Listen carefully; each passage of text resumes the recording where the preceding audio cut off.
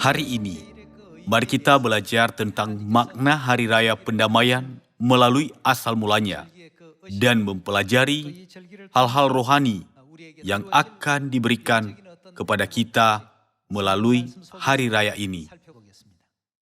Hari Raya Pendamaian memiliki makna bagi pengampunan dosa kita. Kita juga harus mengingat bahwa Bapa dan Ibu kita mengalami rasa sakit dan penderitaan karena dosa-dosa kita. Saya ingin kita tidak akan diperbudak oleh dosa lagi atau mendekatinya. Saya harap melalui Hari Raya Pendamaian ini, kita semua mencapai pertobatan yang sejati. Mari kita baca Zefanya pasal 3 ayat 18 dalam kitab Perjanjian Lama. Aku akan mengumpulkan mereka yang bersedih untuk hari pertemuan raya. Hari pertemuan raya di sini berarti hari-hari raya Tuhan. Pada hari raya orang-orang berkumpul untuk merayakan hari itu, maka di sini tertulis sebagai hari pertemuan raya. Kalau kita baca Alkitab versi bahasa Inggris atau yang lain, hari pertemuan raya itu diterjemahkan sebagai hari raya. Aku akan mengumpulkan mereka yang bersedih untuk hari pertemuan raya, sehingga kamu tidak lagi menanggung cela. Sesungguhnya pada waktu itu aku akan bertindak terhadap segala penindasmu, tetapi aku akan menyelamatkan yang pincang, mengumpulkan yang terpencar, dan akan membuat mereka yang mendapat malu menjadi kepujian dan kenamaan di seluruh bumi. Pada waktu itu, aku akan membawa kamu pulang, yakni pada waktu aku mengumpulkan kamu, sebab aku mau membuat kamu menjadi kenamaan dan kepujian di antara segala bangsa di bumi, dengan memulihkan keadaanmu di depan mata mereka firman Tuhan. Adapun umat Tuhan yang merayakan hari raya, Tuhan berjanji dan bernubuat melalui Nabi Zefanya bahwa Dia akan mengumpulkan kita dan membiarkan kita menjadi kenamaan dan kepujian di antara segala bangsa di bumi. Namun, dikatakan juga bahwa sebelum kita menjadi kepujian dan kenamaan, terkadang kita akan dipermalukan dan mengalami kesulitan sementara. Meskipun kesulitan apapun yang ada di hadapan kita, janganlah kita menganggap enteng hukum dan perintah Tuhan, dan jangan melupakan kasih dan anugerah penebusan besar Tuhan bagi kita. Kita harus mengingat kasih karunia Tuhan yang menghapus dosa kita. Ketika Hari Raya Pendamaian tiba, saya tidak bisa mengabaikan sejarah bangsa Israel di padang gurun pada zaman Perjanjian Lama. Semua hari raya memiliki asal mulanya dalam peristiwa yang terjadi dalam tahun pertama dari 40 tahun kehidupan mereka di padang gurun yang kemudian ditetapkan sebagai hari raya Tuhan.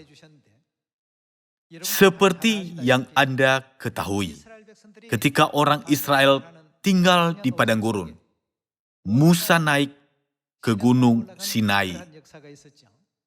Sesuai dengan kehendak Tuhan, dia naik ke Gunung Sinai dan berpuasa 40 hari lamanya. Ketika Musa tidak turun selama 40 hari, maka orang Israel berpikir bahwa dia pasti sudah mati, karena dia naik ke gunung tanpa makanan atau minuman apapun. Mereka berpikir, kita kehilangan pemimpin kita. Mereka berkata, kalau begitu mari kita dirikan pemimpin yang akan membawa kita ke Kanaan, mari kita membuat dewa lain. Maka mereka membuat anak lembu dari emas. Mereka berzinah dengan anak lembu emas, makan dan minum, dan melompat-lompat di sekitarnya. Melalui ini, murka Tuhan yang besar menimpa mereka. Musa melihat orang-orang sedang menyembah berhala. Lalu dia melemparkan kedua loh itu dari tangannya dan menghancurkannya berkeping-keping di kaki gunung. Karena dosa menyembah anak lembu emas, 3.000 orang Israel dihukum mati pada hari itu. Sesudah itu, orang Israel menyadari apa dosa mereka. Mereka mulai memanjatkan doa pertobatan dengan bersungguh-sungguh dan bertekad untuk tidak melakukan dosa menyembah Allah lain lagi. Tuhan melihat pertobatan mereka dan menyuruh Musa untuk naik ke Gunung Sinai sekali lagi agar memberi mereka ke-10 firman untuk kedua kalinya. Itu adalah hari pertama bulan ke-6 dalam kalender suci. Pada hari pertama bulan ke-6, Musa naik ke Gunung Sinai untuk kedua kalinya dan berpuasa selama 40 hari lagi. Hari ini adalah hari ketiga 40 hari puasanya berakhir. Ini adalah hari ke-10 bulan ke-7 dalam kalender suci, yaitu Hari Raya Pendamaian. Ketika Tuhan memberikan ke-10 firman kepada orang Israel, sebagai tanda bahwa Dia mengampuni semua dosa mereka, itu adalah hari penuh gembira bagi mereka. Semua dosa dan kesalahan mereka diampuni dan dihapuskan oleh Tuhan. Jadi itu adalah hari sukacita dan hari kegirangan bagi mereka. Saat Musa turun dengan loh batu ke-10 firman, dia menyampaikan kehendak Tuhan kepada orang Israel. Mengikuti perintah Tuhan untuk membangun kemah Tuhan, yaitu kemah pertemuan untuk menyimpan loh batu ke-10 firman itu. Mereka mulai mengumpulkan bahan-bahan untuk kemah suci dari tanggal 15 bulan ke-7 dalam kalender suci. Mengumpulkan bahan-bahan kemah suci dan menyelesaikannya dalam tahun pertama. Dari 40 tahun mereka di padang gurun.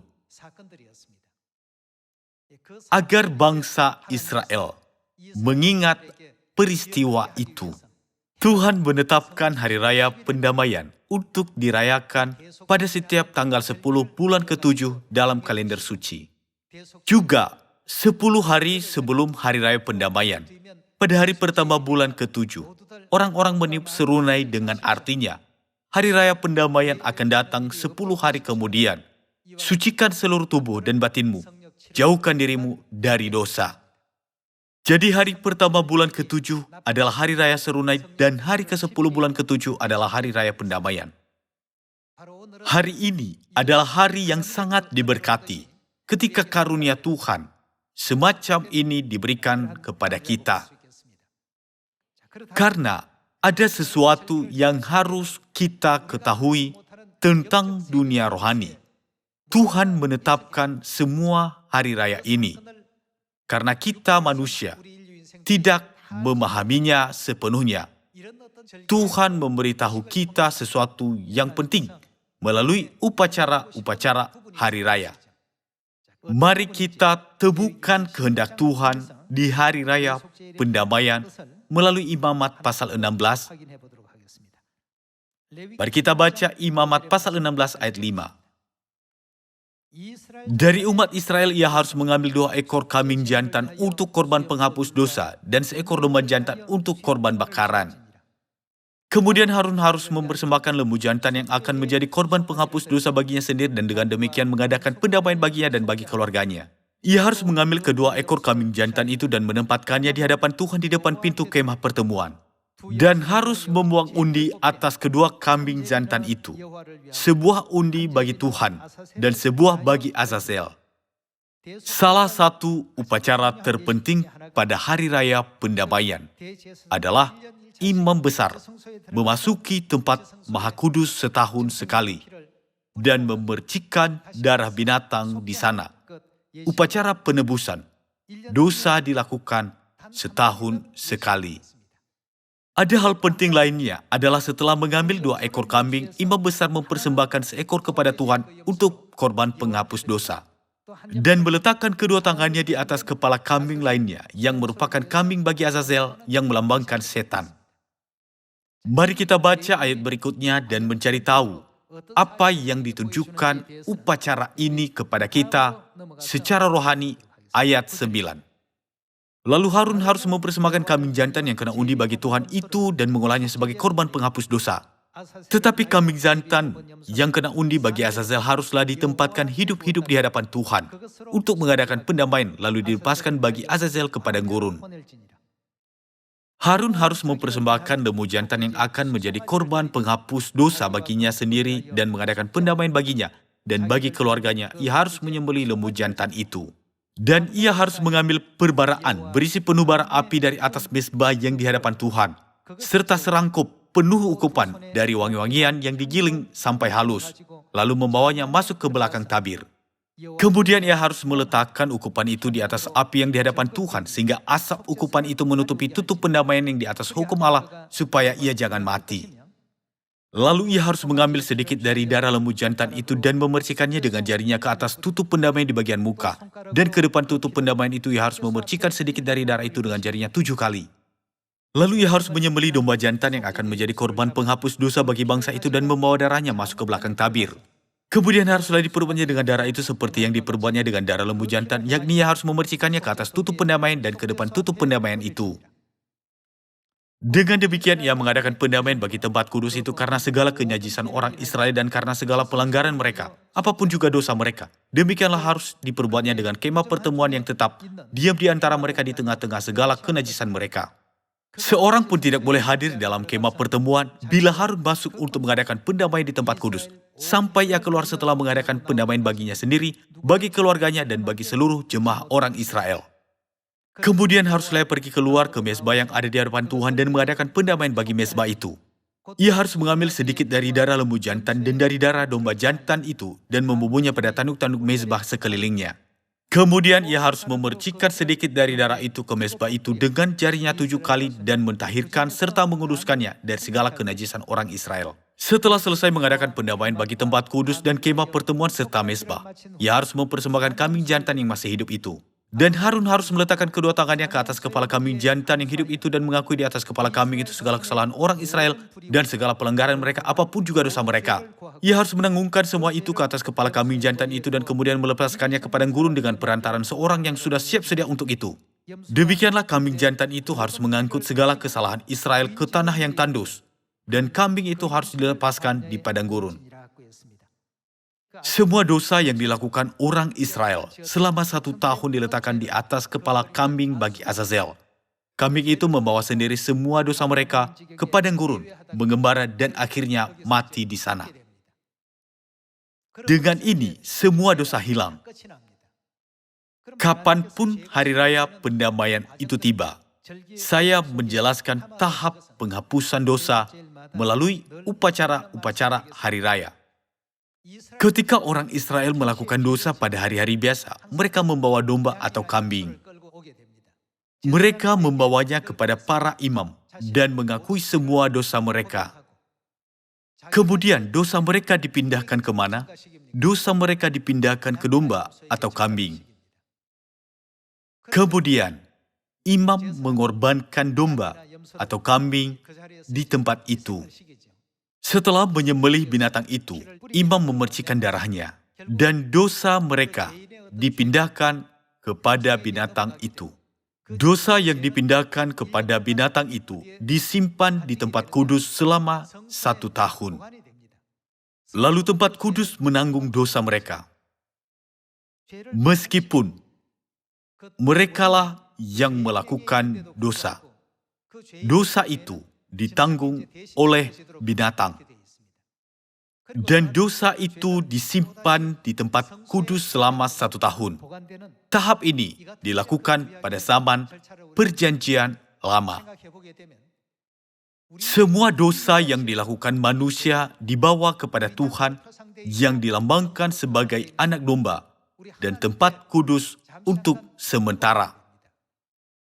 Kapan dosa-dosa itu dihapuskan sepenuhnya? Pada hari ketika imam besar memasuki tempat maha kudus. Hukuman atas dosa-dosa itu ditangguhkan selama 1 tahun. Meskipun dikatakan bahwa dosa diampuni, dosa itu tidak hilang selamanya, namun masih disimpan di tempat kudus selama 1 tahun. Ketika hari raya pendamaian tiba, imam besar masuk ke dalam tempat Maha Kudus, di mana dia memercikan darah lembu jantan dan kambing. Pada hari ketika dia memasuki tempat Maha Kudus, semua dosa yang telah ditahan tempat kudus selama 1 tahun dipindah ke mana? Saat dia berdoa dengan meletakkan tangannya di atas kambing bagi Azazel, semua dosa pindah kepada kambing itu. Dosa kita tidak langsung dihapuskan hanya karena Tuhan berkata kita sudah diampuni. Dosa kita dihapuskan melalui tahapan sedemikian. Kambing bagi Azazel membawa semua dosa orang Israel dan mengembara di padang gurun dan kemudian mati. Ini adalah cara untuk sepenuhnya menghapuskan dosa-dosa orang Israel. Kita sering berkata, kita telah diampuni, itu berarti Kristus yang adalah tempat kudus menanggung segala dosa kita. Itu tidak berarti bahwa dosa-dosa itu benar-benar hilang begitu saja. Tentu saja dosa-dosa itu tidak lagi ada pada kita yang berdosa, sehingga kita mungkin merasa ringan hati. Tetapi Kristus menanggung semua dosa kita. Dan pada hari raya pendamaian, ketika imam besar memasuki tempat Maha Kudus, setahun sekali, semua dosa yang disimpan di tempat kudus dipindahkan kepada setan. Setan adalah penyebab dosa. Dia mengembara dan mati pada akhirnya dengan menanggung dosa. Dosa kembali ke asalnya dan dihapuskan sepenuhnya. Tuhan mengizinkan kita memahami tahapan ini melalui upacara Hari Raya Pendamaian dalam Perjanjian Lama. Kalau begitu, tempat kudus itu melambangkan siapa? Mari kita cari tahunya melalui Yeremia pasal 17 ayat 12. Tahta kemuliaan, luhur dari sejak semula, tempat bait kudus kita, ya pengharapan Israel Tuhan. Tuhan adalah apa? Tuhan adalah tempat bait kudus kita. Pada hari-hari biasa, semua dosa orang Israel dipindahkan ke tempat kudus. Beban, kepahitan, dan rasa sakit karena dosa pun dipindahkan kepada Tuhan, yang adalah tempat kudus. Dan kemudian, dosa dipindahkan kepada setan pada hari raya pendamaian. Tuhan berkata kepada setan, dosa-dosa itu berasal darimu, jadi bawalah kembali. Ini adalah hari raya pendamaian ketika imam besar memasuki tempat Maha Kudus. Pada hari pendamaian itu, dosa-dosa kita sepenuhnya diampuni, dihapuskan, dan dilenyapkan. Bagian penting yang perlu kita perhatikan adalah Tuhan memasuki tempat Maha Kudus pada hari raya pendamaian. Tanpa memasuki tempat Maha Kudus, dosa-dosa kita tidak akan pernah bisa dihapuskan sepenuhnya. Sekarang kita bisa memahami betapa pentingnya peran tempat Maha Kudus dalam kehidupan iman kita. Sampai hari raya pendamaian, tempat kudus menanggung semua beban dosa yang berat. Tetapi, pada hari ketika imam besar memasuki tempat Maha Kudus, dosa-dosa dipindahkan kepada setan.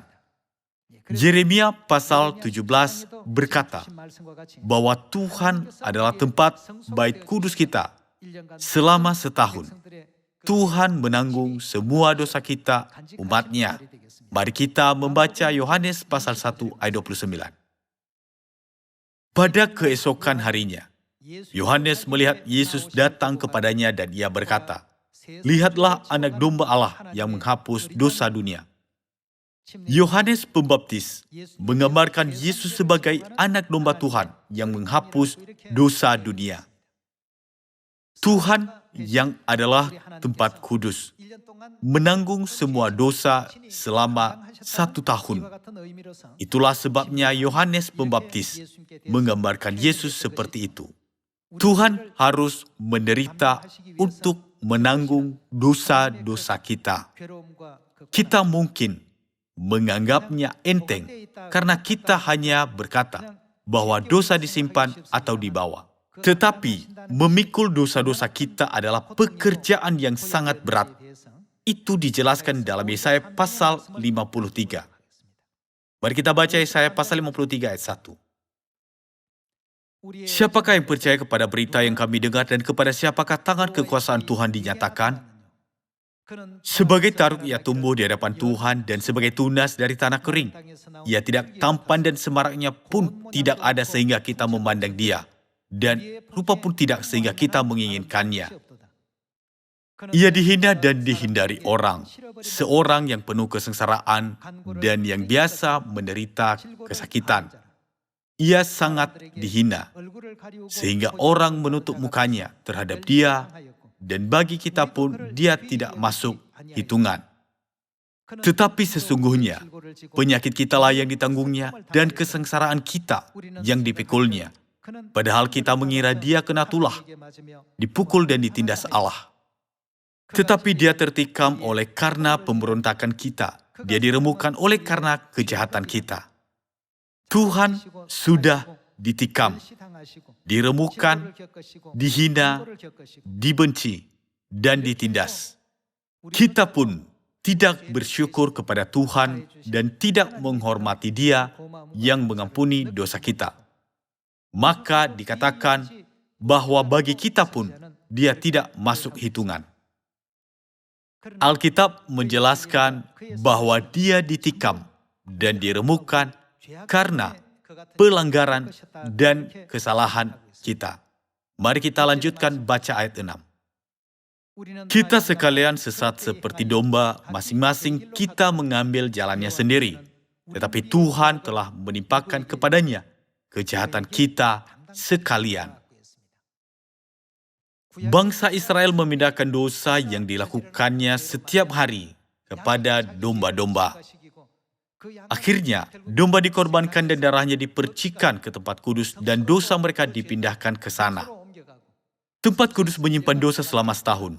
Pada hari raya pendamaian, imam besar memasuki tempat maha kudus setahun sekali. Semua dosa mereka diampuni selamanya. Misalkan Anda melakukan dosa pada tanggal 1 bulan pertama dalam kalender suci. Jadi Anda harus menunggu sampai tanggal 10 bulan ke-7. Hanya dengan demikian dosamu bisa dihapuskan sepenuhnya. Apakah yang menanggung dosa sampai hari itu? Tempat kudus. Sebenarnya, Kristus yang adalah tempat kudus menanggung semua dosa kita. Dia dicambuk, diludahi, dikhianati, dipukul, ditindas, ditikam, dan diremukkan. Semua kesakitan dan penderitaan ini dikarenakan dosa dan kesalahan yang telah kita tempatkan kepadanya. Mari kita baca ayat 7. Dia dianiaya, tetapi dia membiarkan diri ditindas dan tidak membuka mulutnya. Seperti anak domba yang dibawa ke pembantaian. Seperti induk domba yang keluh di depan orang-orang yang mengunting bulunya, ia tidak membuka mulutnya. Sesudah penahanan dan penghukuman, ia terambil. Dan tentang nasibnya, siapakah yang memikirkannya? Sungguh, ia terputus dari negeri orang-orang hidup, dan karena pemberontakan umatku, ia kena tulah. Orang menempatkan kuburnya di antara orang-orang fasik, dan dalam hatinya ia ada di antara penjahat-penjahat, sekalipun ia tidak berbuat kekerasan dan tipu tidak ada dalam mulutnya. Tetapi Tuhan berkehendak meremukkan dia dengan kesakitan. Apabila ia menyerahkan dirinya sebagai korban penebus salah, ia akan melihat keturunannya, umurnya akan lanjut, dan kehendak Tuhan akan terlaksana olehnya. Sesudah kesusahan jiwanya, ia akan melihat terang dan menjadi puas. Dan hambaku itu, sebagai orang yang benar, akan membenarkan banyak orang oleh hikmatnya dan kejahatan mereka dia pikul. Sebab itu, aku akan membagikan kepadanya orang-orang besar sebagai rampasan.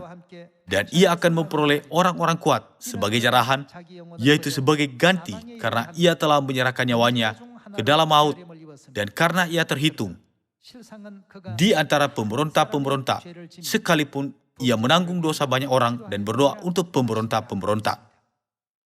Ini menunjukkan bagaimana dosa-dosa kita disimpan di tempat kudus.